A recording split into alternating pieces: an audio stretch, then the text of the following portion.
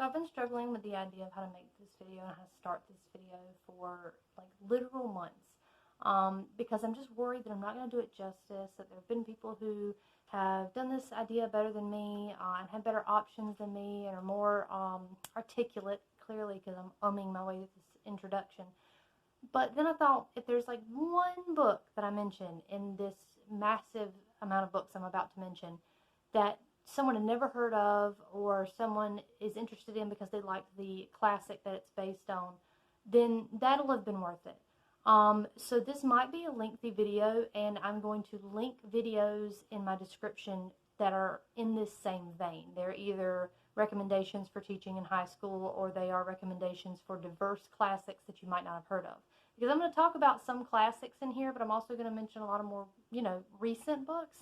So just bear with me. If I'm looking at my cheat sheet, just give me a break. I've got summer brain, and I don't know what college is doing in like a month, so I'm just really not able to memorize a lot of stuff right now. I'm just hoping I can share with you a bunch of books that I liked and I think would be very valuable to teach in a high school classroom.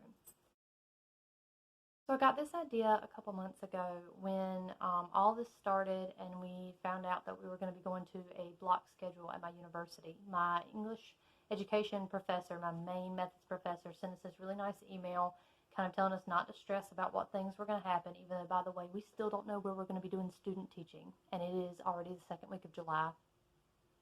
So there's that. But he also recommended going ahead and doing virtual teaching, like PD, and teaching ourselves how to virtually teach. I know that sounds redundant, but it means something. And he also suggested reading the 10 most taught books in high school and going ahead and annotating them and familiarizing ourselves with them. Well, you know me, I love like an unofficial reading challenge, so I immediately looked up this list, and I was massively disappointed. It turns out the top 10 most taught books are really not that relevant. They are the old standards that you see a lot of, and I know because I was taught a lot of these books in high school. There are only a few they mentioned toward the end of the list that are even, I think, still relevant to teach in the way they mean to teach them. And that is not to say that the classics I'm going to mention in this list are not teachable and not valuable. I'm going to try to be very specific in what I think that you can get out of those classics and why I think they would be better served with these more recent books or these more diverse reads. Some of these books just feature more women, they feature more LGBT characters, they feature more BIPOC characters, or they're written by authors of any of those things I just suggested, because you don't see those in a lot of this canon, especially in this list. But the first problem we need to tackle, the first dude we need to talk about, is my boy Willie Shakes. So this is William Shakespeare. I don't know if you've heard of him, but he wrote a bunch of plays and sonnets, and people like to talk about him. And for good reason. He is a really good author. His works are really interesting, and the more you read them, the more you get out of them. I find it good to read him and be able to discuss it in a group, because sometimes when you read it alone, you don't really get everything you need out of it. But I bring him up because he is on the list not one, not two, not three, but 4 times. They mention Macbeth, Romeo and Juliet, Hamlet, and Julius Caesar. Now, I did Romeo and Juliet my 9th grade year, and then I did Othello in 12th grade. I loved Othello. And I just did a unit where I designed a lesson plan based on Julius Caesar. Just teach Shakespeare. Like, and this sounds bad, but like, if you're going to teach Shakespeare, you're not teaching Shakespeare because of the stories. You're teaching Shakespeare because of what he does to the stories. Most of William Shakespeare's stories are based on really early, like, pastoral folklore, things that people were already familiar with. The point of Shakespeare is that he took characters that people knew and made them unique. He put poetry into the words, and he decided to make big thematic elements of their stories. The histories are histories in name only.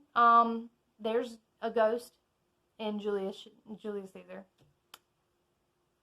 So, it is what it is. But Julius Caesar is also about the power of rhetoric and how you can sway crowds with words and how women aren't listened to literally at all in that entire play. And that's all to say, actually, Shakespeare makes his women characters pretty smart and more interesting than their male counterparts. You can teach a feminist reading of most of Shakespeare's plays and get a lot of good material out of it, and I think the students would enjoy it.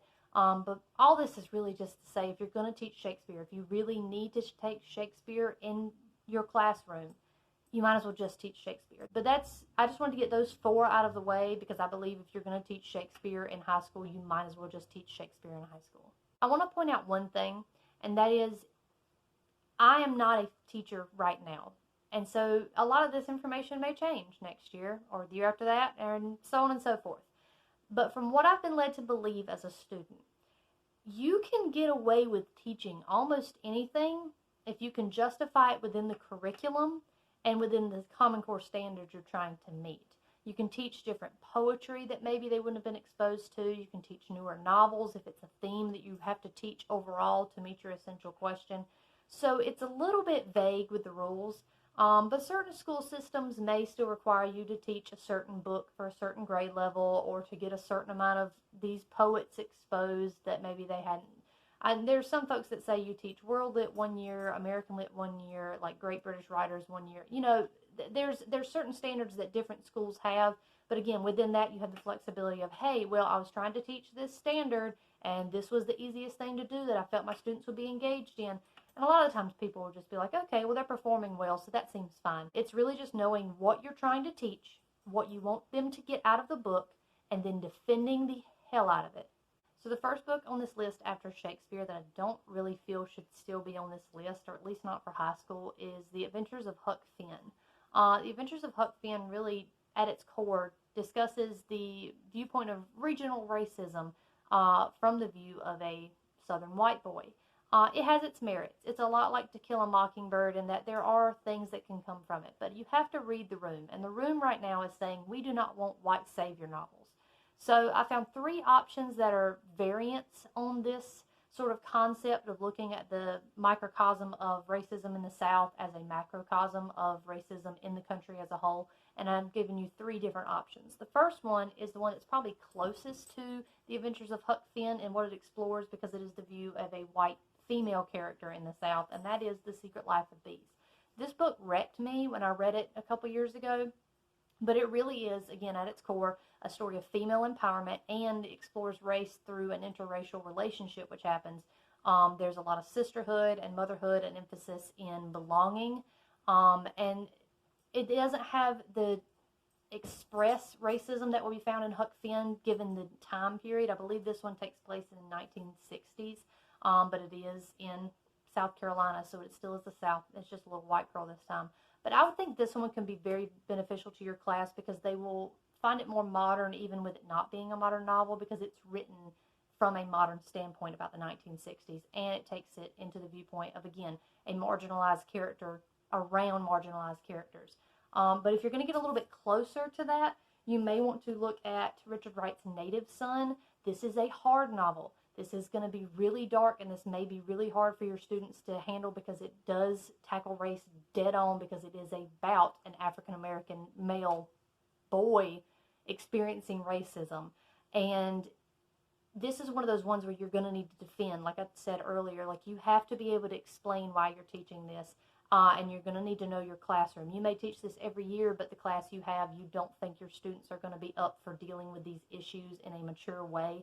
And so you may want to come at it through poetry or spoken word, or maybe even listening to songs instead of reading this book, or just use passages of it. Richard Wright also wrote a bunch of really good short stories that are also really hard-hitting and discuss racism in the South, that take place mostly with adolescent young boys, and that's what makes it so powerful, because you have to see it through this lens of a young man experiencing it. This is very important for the time we're living in, and I think your students would get a lot out of it, but again, it's a read the room situation. The third one I'm going to talk about does not discuss racism like the other 2 at all, and that's all I'm going to say about it, because I have a specific video about this book, and I'm very, very adamant that you should not look into this book, and you just read it as is. You should teach it as is. They should not know any more than they have to about it, and that is Bitter in the Mouth by Monique Truong. This takes place in North Carolina in the 1970s. Again, all of these are going to be a little dated, but it's important for what it is. This is also a young girl growing up in the South. That is all I'm going to tell you. There is LGBTQ plus representation in here. There is, again, racial exploration in here. There are some difficult discussions when it comes to mother-daughter relationships, father-daughter relationships, and the idea of sexual assault. This does have some heavy topics, but I think for what it offers to a classroom full of students would be worth that. And again, as long as you're clear from the beginning and you warn students and parents what could be contained in here that makes people uncomfortable, a lot of the times you still should be able to teach it. But that's all I'm going to say about this one, because this is really worth, just please look this up and read this book straight on, no spoilers, don't look anything up about it, and you will get a lot out of this book. I really struggled with the next one because it's The Scarlet Letter. And a lot of us know The Scarlet Letter. A lot of us know the adaptation of it, much loved Easy A, that came out a couple years ago. And I think I read it, or we read parts of it, in middle school. Like, I don't remember a lot about this novel, and I don't think I would pick it up and read it for fun now. But it is an interesting portrayal of, like, being shackled to guilt versus, you know, the guy getting away with everything. If you don't know the story of The Scarlet Letter, basically this woman has to wear a scarlet A on her chest because she committed adultery. She has a baby. You find out at the end who the dad was, and find out he has also been wearing an A but underneath his clothing. So it's like, you know, women can't escape the actual physical repercussions of things like that, while men can just walk around like they didn't do anything.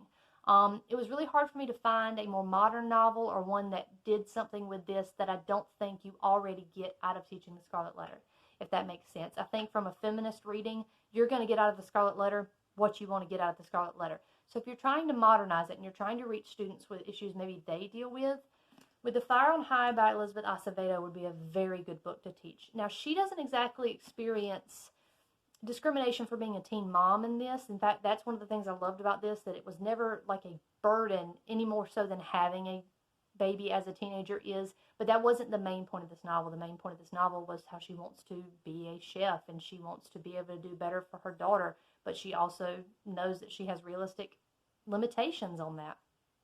But I think her struggle can still be seen as both a feminist and like a racial thing in this book. I know that for a fact that they taught this in a class at my university this past spring and this summer. So this is something that people are working on teaching now, even though it's just come out. It's a very recent book. But I think that students would enjoy this because it's written a little bit more modern. It's written about children that would be their own age and going through things that they may be going through themselves. And there's not a lot in here that's very, you have to warn them about. It's like some of the ones I've mentioned here that have content warnings for things. This doesn't have a lot of those. This is something you can pretty much teach immediately and get some really good stuff out of it. If nothing else, there's probably some passages in here that you may find useful to teach the same concepts that you're teaching maybe alongside the Scarlet Letter.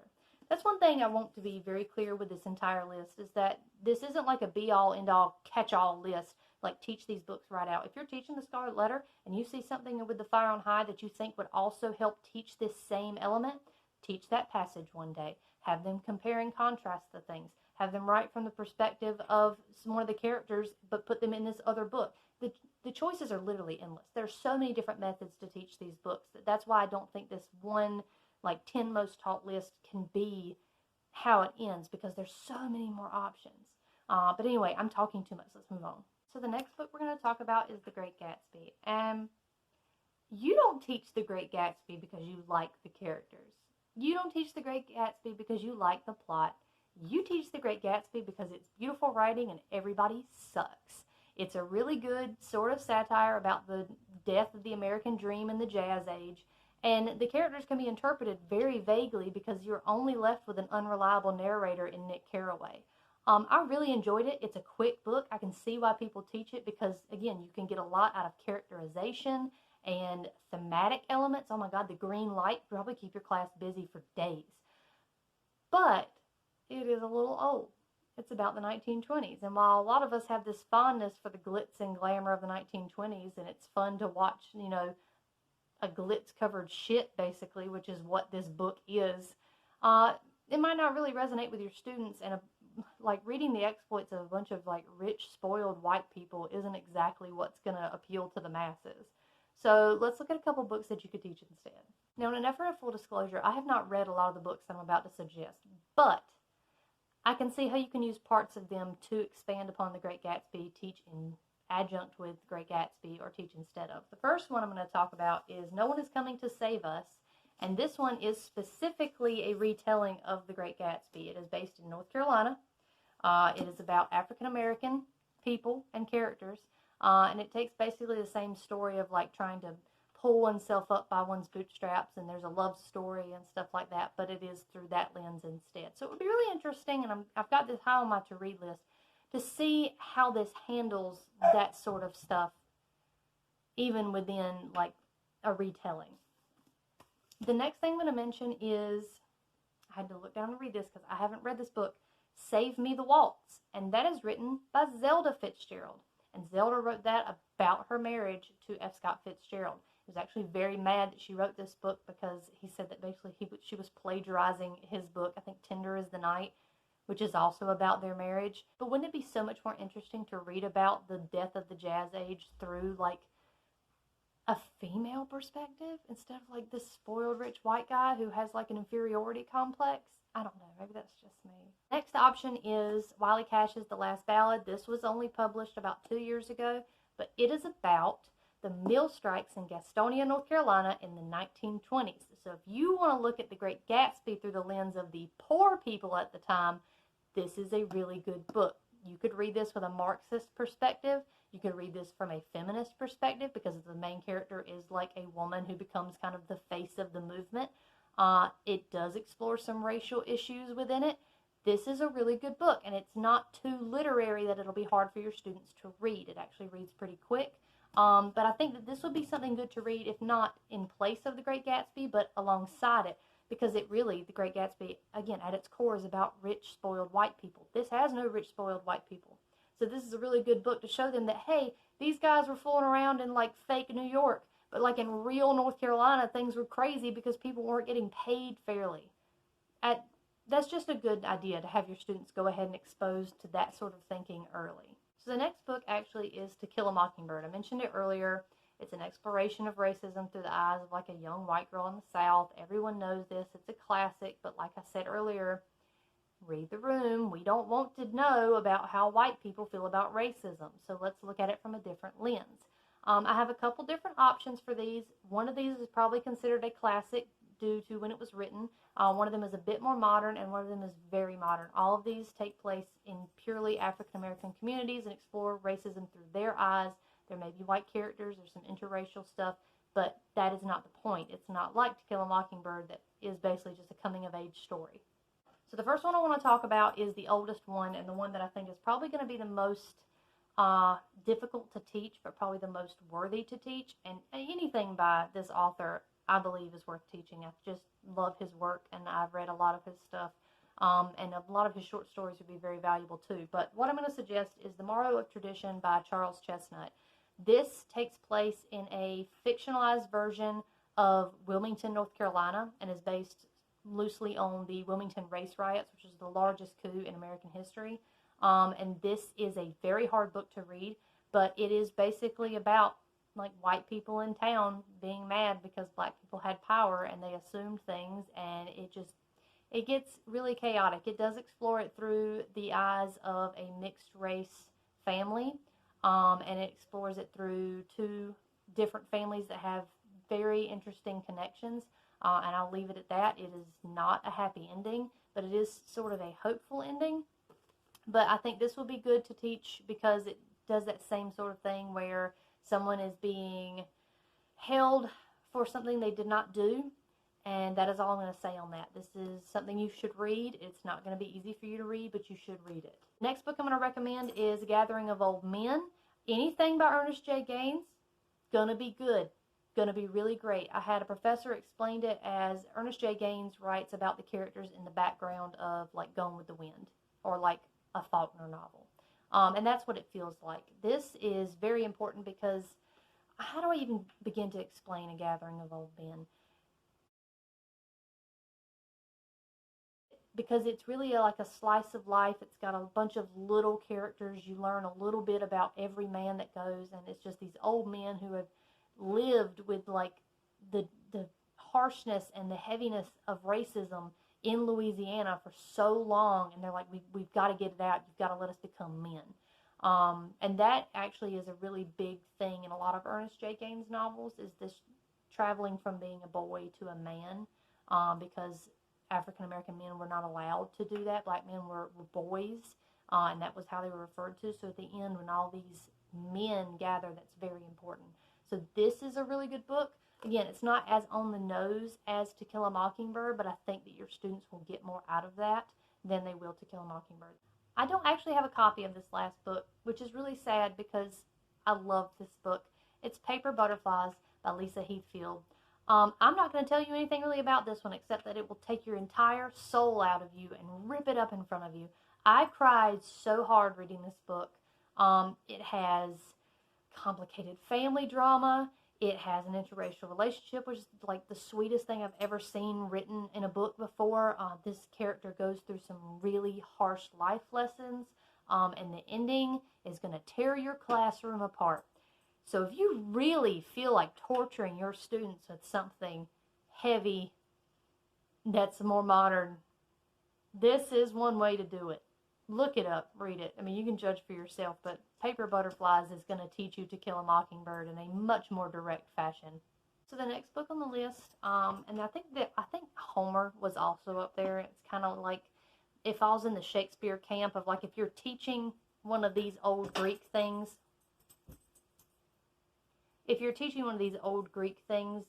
just teach the old Greek thing. Just teach that, because that's what you're getting out of it. You're not doing the story. You're not teaching the Aeneid for the story. You're teaching for like the poetic nature of it and how that was used as an art form. So find something fun to go along with it, because you're not going to get out of teaching the Odyssey, which is next on the list. Two options I did find that I do not own, which is shocking considering one of these, is the Penelopiad, because it's about Penelope. It's about like Odysseus's wife, by Margaret Atwood, and so it's like from her point of view. And I think it's actually part of a series that rewrites things like this from this point of view. Also, Circe, depends on who you talk to. I think it's Circe, by Madeline Miller, came out about 2 years ago. She's a character in the Odyssey, so you could teach that alongside it. I haven't read either one of those, so I can't really vouch for either of them being very beneficial in a classroom, but they feel like they'd be an interesting perspective because they're from the female perspective. Also, if you want a really good Greek play to teach your students that involves more representation, I would recommend teaching Antigone and Lysistrata. Both of those feature prominently female characters, and are very good and entertaining for classes to learn. So the next book I read and loved, and I think you should teach it as is, but enough people have been taught it in high school and hated being taught the book, so maybe I just recommend you read it on your own. And it's William Golding's The Lord of the Flies, which is in fact a response to a novel that was like, what if these well-bred British boys got washed up on an island? Haha, the hijinks they would get into. They'd form a little society. And he was like, that is not at all what little well-bred white boys would do. Actually, they'd probably kill people. Specifically, the fat kid and the racially ambiguous one. That's true. Read the book. The book is so good. It is, I mean, it's social commentary. It's like The Great Gatsby. You're not reading it because you like the people in it. You're reading it because it says something. I'm getting on a tangent. I gotta get off the soapbox. But anyway, I could really only think of one book that's sort of like this. I know you're probably expecting me to say Wilder Girls, because that's how it was like sold to us, is Lord of the Flies, but girls. And I think Libba Bray also wrote like Beauty Queens, is about like beauty queens being washed up on an island. And both of those would probably work, but I'm not sure they get across the satire that Lord of the Flies is bringing to this subject. Those, I think, take themselves seriously, as they should, and I'm sure they're good in that regard. I've never read either one of them. But if we're looking at taking something and making it awful that you didn't want awful and seeing people defend it, Beartown by Frederick Bachman. I think this has a lot of nuance when it involves making characters terrible that people don't want to see as terrible. It's very culturally relevant. This may be hard to teach in class. This may be a very hard one for you to get past the administration and defend to parents to teach because of some of the material that's in it. But I think that this kind of does that thing where it takes the spoiled rich white boys and puts them in a position where they are awful. And then the town itself decides, like court of public opinion, what they think that means. And I think that this would be really, you'd have some good discussions in class, but also you'd have to be very careful with those discussions in class. That's the thing. It's not that you don't want teenage students talking about these issues, because they're going to talk about them. Today's teens really care about racial injustice and like sexual inequality and all kinds of really heavy topics, but they aren't given an outlet to speak on it except for like TikTok and Twitter and things like that. And that doesn't have a lot of back and forth that's safe. If you can create in your English classroom a place where students can safely debate stuff and get ideas out, that will make them better humans in the future, because they will know how to argue for things they really believe and they really support. And so that's why, even though a lot of these books I've mentioned are going to be very difficult reads and they will probably bring up really hard discussions, if you think you can handle mediating those discussions and you think your administration will back you up if it comes to it, teach it. So the last one on here that I don't like have a suggestion for is really just because I read it and it went over my head. Not like big themes and ideas, but just like I just didn't care. Like it just rolled off my back. But I can see why people teach it. It's very, very short. It's not hard to read. It's Of Mice and Men. What does it stand for? Like depression, like friendship, like hard choices. Like, why do we teach Of Mice and Men? It does not, it doesn't discuss neurodivergent people very fairly. It's of that same class where you could just write a character like that and get away with it. I don't think it's particularly provocative anymore. I don't think your students will give a crap. Just don't read Of Mice and Men. Like, I can't even think of another option. It's been so long since I read it, and I got so little out of it. I think Steinbeck wrote other novels that would be more useful. The Grapes of Wrath, I think East of Eden. You know, like, I haven't read anything but Of Mice and Men. But I hear people talking about these other ones because they're better. They talk more about class and, like, those kind of structures. Of Mice and Men is really just something that I think teachers decided to teach because it's Steinbeck, but it's really short. So for these last ones, a lot of the last four I'm going to mention are modern additions to this whole top 10. And I believe, fully 100%, that they should be taught exactly as is. You should not replace these. These are fine. Your students will get a lot out of them, and they offer a lot to teach. The first one is The Perks of Being a Wallflower. I think your students can still get a lot out of that. It's modern enough that that's issues that they will probably be facing. That is one of the, you know, you're going to have to defend, but it's pretty defendable, and it's becoming more common to teach it. The next one is The Giver, which is weird for me because I read that in middle school, so I don't see that being a high school book, but it's a speculative fiction dystopian. I mean, they might really enjoy that novel. I just think it might be too immature for high school classes. So, if we're on this speculative fiction boat, we want to ride that wave a little bit, you can go with the next one, which is The Handmaid's Tale. And I absolutely think you should teach The Handmaid's Tale all day, every day. It's going to be rough. It's going to be really hard, and especially now with the TV show, maybe they've seen the TV show, they're going to think, well, this isn't how it happens. They're going to be like, actually, this was first. But anyway, and in that same vein, Handmaid's Tale is speculative about, you know, what would happen if. You could also teach Kindred by Octavia Butler, which is about a modern-day African-American woman getting sent back in time to slave period in the U.S. And that would be a hard read, but again, it's a speculative thing from a different viewpoint, and that's the whole point of this list, is what's a different viewpoint from the one I'm used to reading. And the last one is The Color Purple. Absolutely everything. Teach Color Purple. Teach it, teach it, teach it. Women's representation, racial things in the South, sister relationships, LGBTQ plus friendly.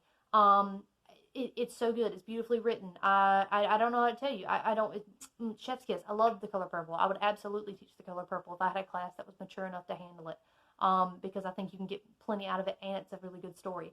And it has a really good movie. That's really the one big takeaway. Like, ignore this and everything. Like, don't look at that. The one big takeaway you need from all this is if you can find some form of different format of the book to show in class when you know your students aren't reading it, that's something you should teach. Can you show clips from a movie or a TV show or a theater performance? Then, honey, teach it.